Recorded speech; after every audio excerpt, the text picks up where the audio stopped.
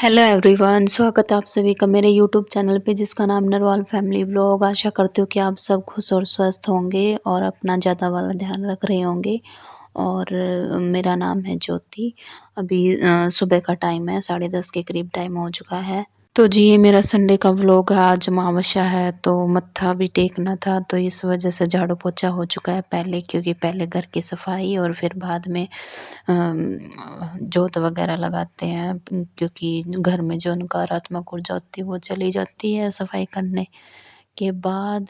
तो घर की साफ सफाई करने के बाद पापा ने लगाई थी जोत लगाने के बाद खीर खाई थी वंशु पापा ने, और सब ने खा ली थी। फिर उसके बाद डाल दी थी पापा को रोटी। पापा ने खाई थी, वंशु ने भी नहीं खाई थी क्योंकि खीर खाई थी, उसका पेट भरा हुआ था। और ये भी नहा के खाते हैं और मैं भी। फिर ये शाम की है तो ये नहा धो के ये सुबह चले गए थे, कहीं काम था, इनको जाना था। तो फिर ये शाम को आए थे 5:30 5:30 के करीब। तो इनको लग रही थी भूख, आते टाइम ये समोसे लेके आए थे। फिर आने के बाद फिर बोलते हैं कि समोसे लेके आया हूँ मैं, तो चाय बना दे, भूख लग रही है मुझे। फिर उसके बाद मैंने धोए बर्तन। फिर सानवी ने ना वंशु की शर्ट पहन ली, तो ये ऐसे बॉडी दिखा रही थी अपनी, तो वहाँ पे मैंने थोड़ी सी शूट कर ली थी चुपके चुपके। और बहुत ही प्यारी लग रही थी, गोलू मोलू सी, लड़की लग ही नहीं रही थी, बिल्कुल लड़का लग रही थी। हम बोल रहे थे कि ये तो बिल्कुल दूसरा वंशु आ गया। तो फिर उसके बाद मम्मी बैठ गई थी बाहर, कुछ देर हमने बातें मारी। उसके बाद मम्मी बैठ गई थी बाहर। फिर उसके बाद मेरे पास टाइम था तो मैं आ गई थी ऊपर वॉक करने के लिए, क्योंकि अपने लिए भी थोड़ा सा टाइम निकालना ज़रूरी है। काम तो सारी उम्र ही चलते रहेंगे। और फिर यहाँ पे सानवी भी आ गई थी मेरे साथ, और ये अपने पापा को बुला रही थी बार बार, और बोल रही थी कि मम्मा मेरा हाथ पकड़ के आप वॉक करो, साथ साथ चलेंगे दोनों। तो फिर ऊपर से आने के बाद ये जो मैंने बर्तन वॉश किए थे ये मैं लगा रही हूँ स्टैंड में। सब्जी बनानी नहीं है क्योंकि आलू मटर की सुबह ही बनाई थी तो वो रखी हुई थी। और फिर शाम को लेट ही खा लिए समोसे। मम्मी बोलती है कि मैं भी बस ऐसे ही खाऊंगी, लेट खाऊंगी। और फिर ये भी बोलते कि मुझे भी अभी भूख नहीं है। बच्चों ने बाहर बैठ के खा लिए थे और हम अंदर बैठे थे टीवी चला के, ये खा रहे थे। बर्तन स्टैंड में लगाने के बाद मैंने रख दिया था पानी आटा गूंदने के लिए। ये कर रहे थे अपना ऑफिस का काम, और वंश और सानवी देख रहे थे टीवी। आटा मैं अंदर ही ले जाके गूंदूंगी क्योंकि ये छोटी स्लैब पड़ती है, मुझे ओच पोच सा लगता है। और जब ये बैठे हो ना अंदर तो मैं अंदर ही ले आती हूँ।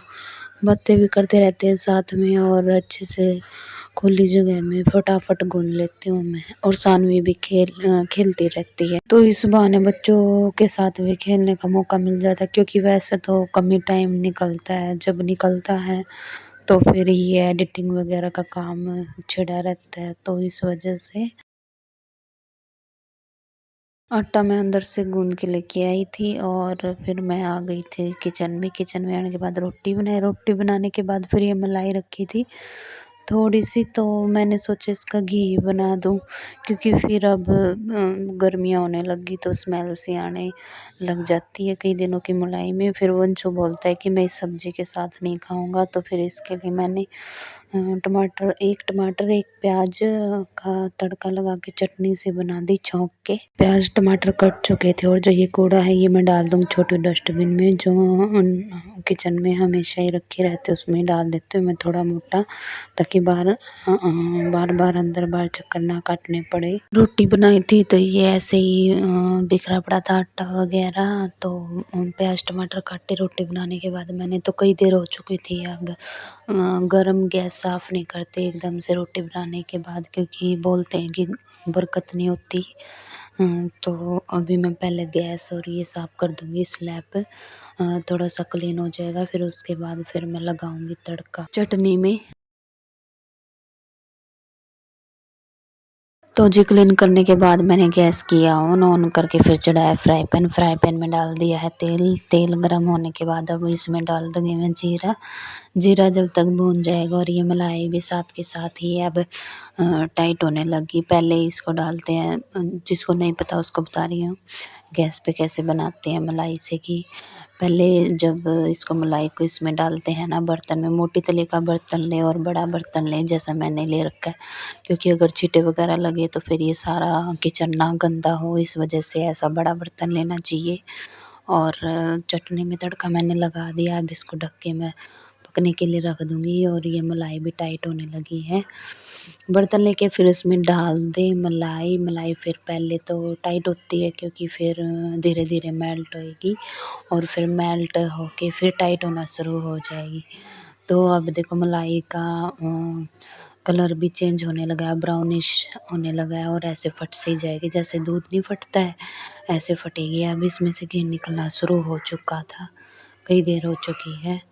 तो ऐसे ही धीरे कर के इसको पकाना होता है। और अभी इसका कुछ ऐसी कंसिस्टेंसी बन चुकी है। ध्यान रहे जब घी निकलना स्टार्ट हो जाए, तला छोड़ने लग जाए मलाई, तब तो चिकनाहट सी आने लगे तो उसके बाद इसको छोड़ना नहीं है, चलाते ही रहना, नहीं तो नीचे लग जाएगा, जल जाएगी और जलने की स्मेल भी आने लगेगी और ना ही खाया जाएगा घी, ना ही रोटी चुपड़ी जाएगी। फिर उसमें ऐसी अजीब सी खुशबू आएगी जले की।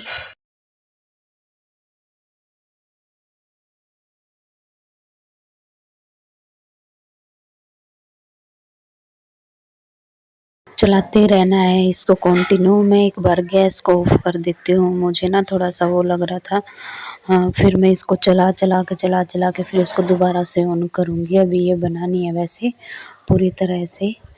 तो फिर मैंने थोड़ी देर चला के और गैस को कर दिया था ऑफ। ये घी ऊपर आ चुका है और जो मलाई का ये खराब वाला जो पार्ट होता है ना, वो नीचे ही रह चुका है।